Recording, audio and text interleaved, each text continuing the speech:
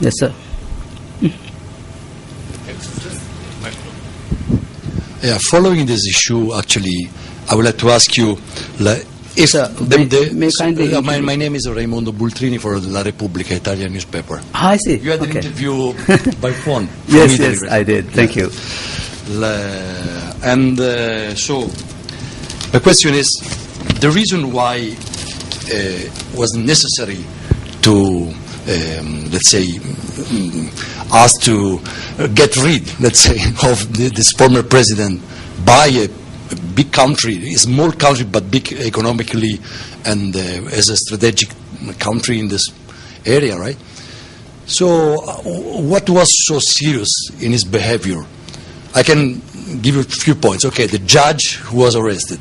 But the judge who was arrested actually was well known in this country also for the critics for his corruption. And yourself and other people in the government before agree that there was some problem with this judge. So, I mean, who was making more problems, the judge or the former president? For this is one point. And then, for example, the behavior of the former president. Like many people, many allegations that he was like having alcohol and then in the house is forbidden here. So having behavior who are not, like say, anti-Islamic in some way. So the people also fear here that he put in the capital town many SPA and who were before like it's a clause inside the resort. So the population doesn't like this. So which one of these allegations, the judge, the Islamic point of view, is the stronger one? Which one? I mean, the motivation really led the police or the army, whatever, rebellion against him and put you in his place? I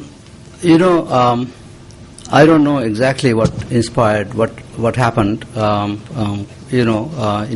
the sense that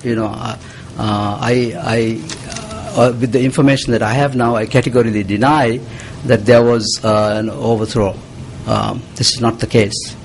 There's not only one incident. There has been a series of violations and contempt of court, criminal contempt of the court by the president over a period of time, which included, among other things, locking down the Supreme Court, arresting leaders of two political parties and detaining them arbitrarily without charging them, and international community had to intervene to have them released.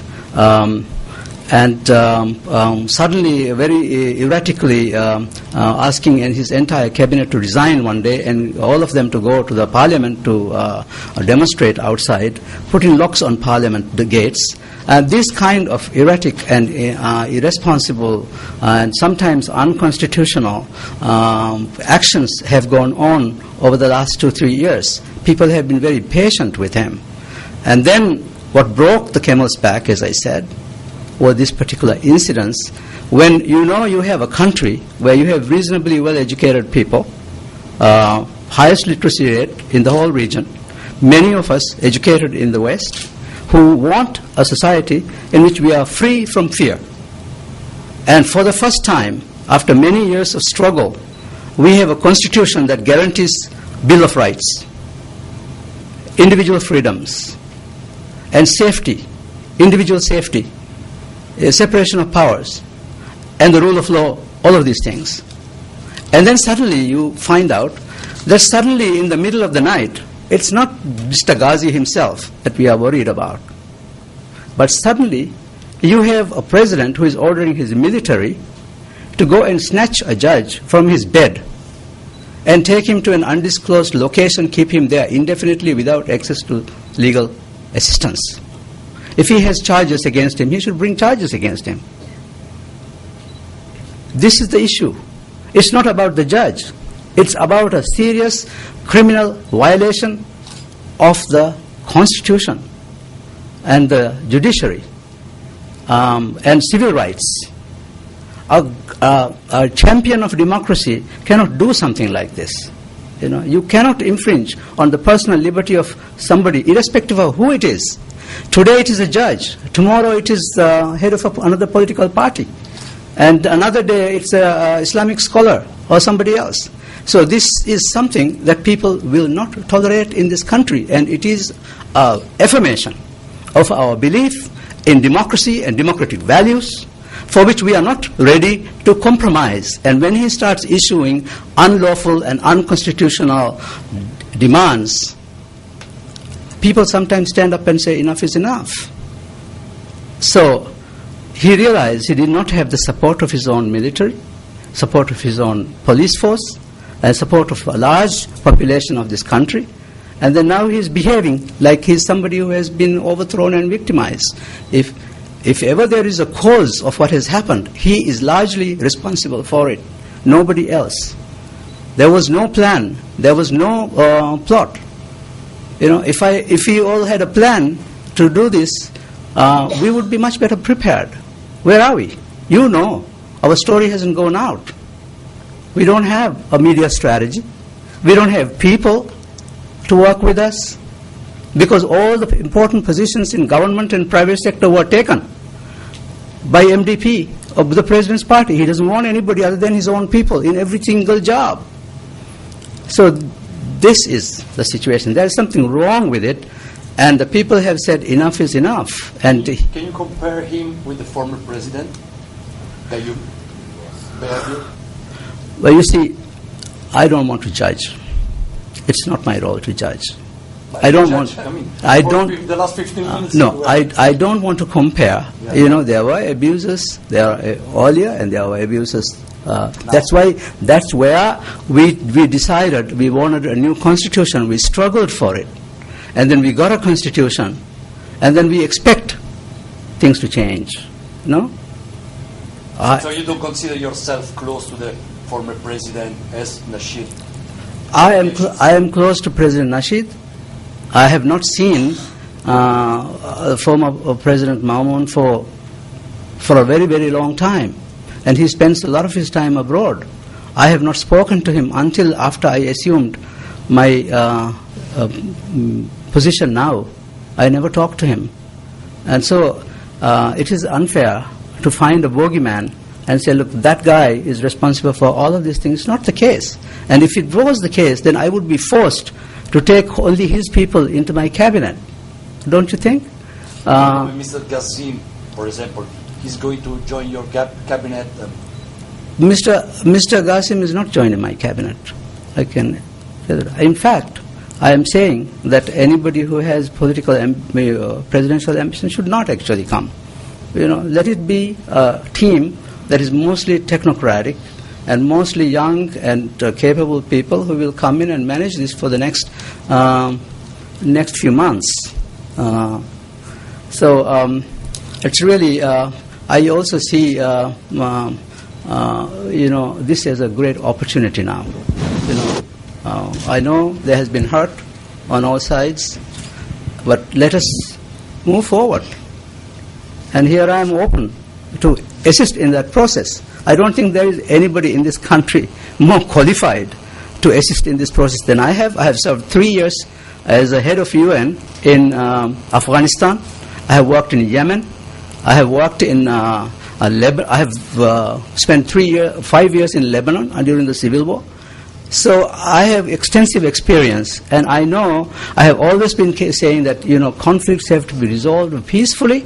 There are people who are capable to assist us in doing these things, and we need to follow a peaceful approach. This is very irresponsible to be on the street and destroying things. Please don't approve this kind of approach. I hope that the international community will support a peaceful approach through dialogue to move forward toward a peaceful, free and fair election. So, Karishma Vyas from AFP News Agency. Hi. Back here. Hi. I see. I didn't realize you were still waiting for questions. Yes, I am. So yesterday, Mr. Nasheed said that he would support a transition where the Speaker of the House assumes the highest role for a few months, for 2-3 months, until elections can be drawn up.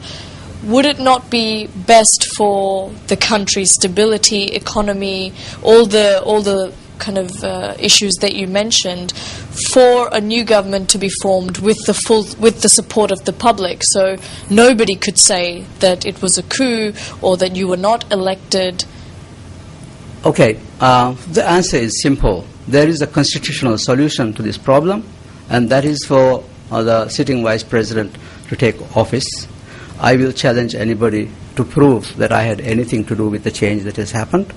You know, I'm only responding to constitutional duty, and I'm sure that the Speaker of the Parliament, who used to be my student, will agree with me that I am well qualified to assist my country in this time of need. But would it not be better for the people of this country if this was all laid to rest through their votes in a ballot box? Yes, definitely the ballot box is coming, and not very far.